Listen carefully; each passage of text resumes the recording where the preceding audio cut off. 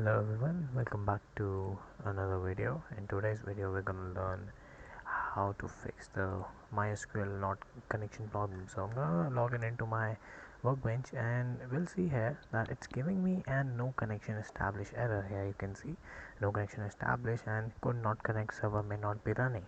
So now this is a problem that is very common, and the fix is very common too. So we're going to go to search and going to search for services. We're going to open the services and then simply type M or just scroll down to M.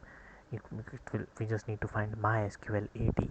So I scroll down, as you can see that there's all the M's and there's MySQL 80. My mouse is glitching, I'm sorry for that. So as you can see, it's disabled. It may be disabled or it will be set to manual. So for the people who has it disabled, you're going to go to properties and just manually put it on manual. Now it will be on manual and you're gonna right click again and just press start. So it will start MySQL 80. People might have it on disable or manual, so you can just change it from here, or you can put it on automatic.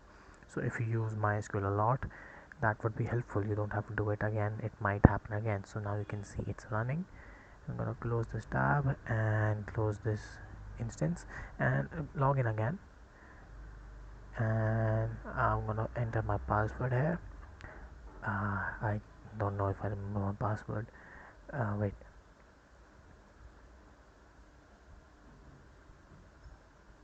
So wait, one more try. I'm gonna type in my password, and yeah, there you go. Now you can see it is connected. There is no more errors of no connection established. I hope it helped. Please consider subscribing. Thanks for watching.